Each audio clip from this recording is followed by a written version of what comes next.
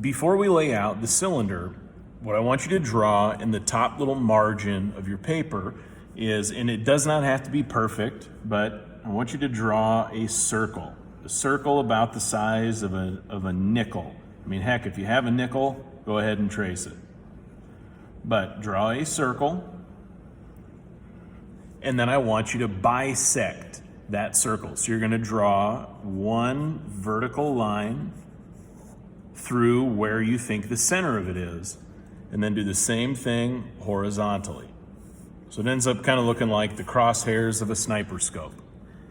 Now, the reason that I have you sketch this out is that whenever you are trying to find the accuracy of a shape like a circle, and if you flip this over onto the backside, you'll see that one of the objects that we have to recreate is a circle, and then we shade it to appear like a sphere. But when you draw a shape like this, since we're not tracing anything, the best way to be sure that that shape is accurate before you shade anything is bisecting it like this. You should have 4 of the same pieces or 4 of the same slices. So this piece right here should be the same as this, and as this. Now, the reason I bring that up is because if you take a look at a cylinder, if you were to look at a cylinder from the bird's eye view, the top of this is a circle. Well, the reason that we don't have a circle up here, the reason that we have this shape called an ellipse, is because of the angle that we are seeing this cylinder. So, for example, here's something that's round, it's just a plastic lid, but if you take something that's round, and as I said, if you angle it, it becomes ellipsed. So, on here, before you draw the ellipse, I want you to draw the crosshairs, so a good vertical and a good horizontal. And then from the center, I would come up, maybe the width or the thickness of your pencil, put a little dot. And then I like to start on the right-hand side, but you can start whichever side you want. You're going to take and draw the first curve of that ellipse onto the right, and then you're going to take and draw a mirror curve over on the left. Try to keep them as even as possible. And then I'm going to take this distance here, I'm going to recreate it right here, so I'm going to come down about the thickness of a pencil, put a dot, and my goal for the bottom half is to recreate what I did on the top half. So I'm trying to mimic, reimagine, redraw this same curve. And then I'll do it over on the opposite side.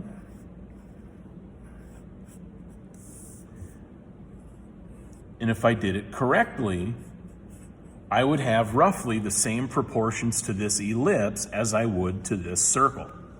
So, remember this process because we're going to do it a couple of times on here. Now, step 1, just like we did with the cube, we're going to take a look at our vertical lines first. So, with my pencil, I'm going to trace down the left vertical edge. And again, when you draw any of this, always keep your pencil lines nice and light. I'm going to go a little heavier so you can see it more accurately. And now I'm going to do the same thing on the right. Come straight down the body of that. And now we're going to check the thickness of it. So, fingernail here, bump the eraser up against it, slide the fingers in and pinch. Now, line that up and run this all the way down top to bottom. Now, when I get right here on mine, boy, just like I did on my cube, this tends to bend inward just a little. So I lose the accurate width just a little bit. So I'm going to erase, go back, touch it up, check it one more time. Good, good, good, good, good. Okay. Similarly, again, to the left side, we're going to say that this is the middle right here. So if we split this distance in half, we'll call this the middle. I'm going to take my thumb, lay it right here, Put a dot just up above my thumb, but this dot, it's really, really important that you try to get it as centered in between these two lines as you can. Mine looks a little farther right. Yeah, and I could even measure this if I want to get really technical. Yep, good. Okay, so we've got our verticals and we know where we're going to start down here at the bottom. Before we look at laying anything out, let's take a look at the ellipse that is at the top. With your pencil, we're going to bisect this. Draw yourself a horizontal. Draw yourself a vertical. And then you can see how well that has been divided. Now, on this shape, one of the things that should be the same is the curve at the bottom here should roughly be the same as the curve that's on the bottom right here. So if I take from this point straight across, that's where I would draw my horizontal line. And I know it's really tough to see where the bottom right curve of this cylinder hits, but it's going to be right about here. Now if I take and I go up just a little bit, I can see that this curve matches this curve. So down at the bottom, when I want to figure out how to illustrate this in, I'm going to start by going lightly horizontal right here. Then I'm going to match that, go lightly horizontal right here. And then if I look, I can measure from this horizontal line up to this horizontal line, and it'll be the same on both the left and the right. Bump that up against my fingernail, pinch. I come down to this line, because this line is the same as this. I line that up, set my fingernail, put a dot right here, draw straight across, put a dot right there, and then I'm ready to try and recreate this curve. So very carefully, I kind of play connect the dots with it.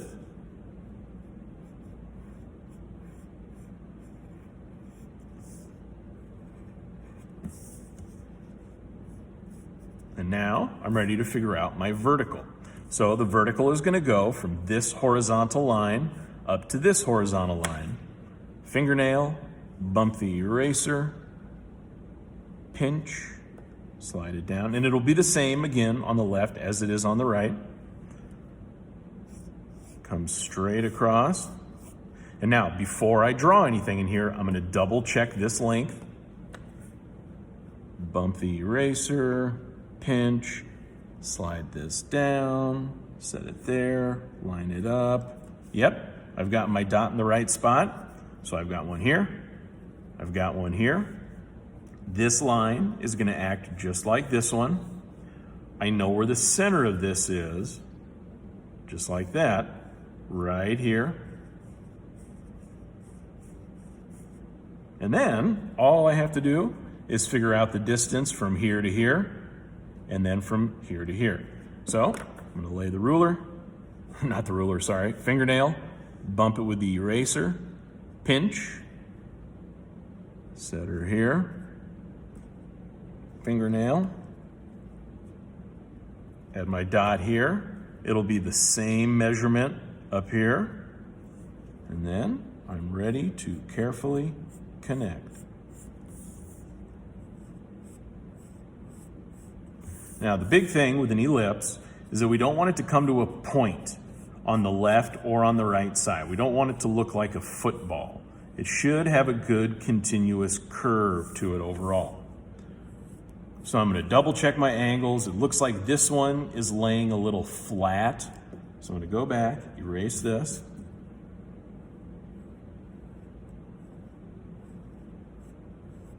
Bring that line up.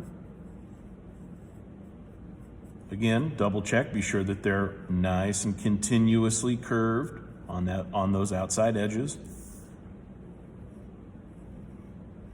Good.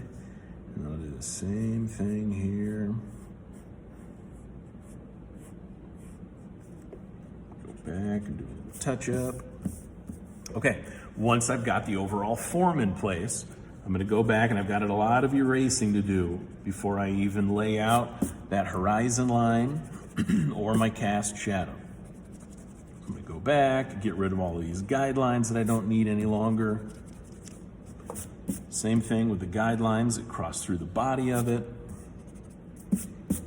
Okay. And again, I'm not going to ghost erase my lines on here yet because I want to get the horizon line and this cast shadow laid in place the best that I can. So I'll measure from this point up to here. Add my dot, and it'll be the same over on the right side. Add my dot to the left, to the right. Okay, horizon line's in, and you don't have to draw that line all the way out. I just do only because I have it. Now we're going to attempt, and this is where it gets kind of tricky because really you're just going to kind of eyeball this, but lightly lay in where you believe that cast shadow would lie. And then once you've got it, go ahead, ghost erase.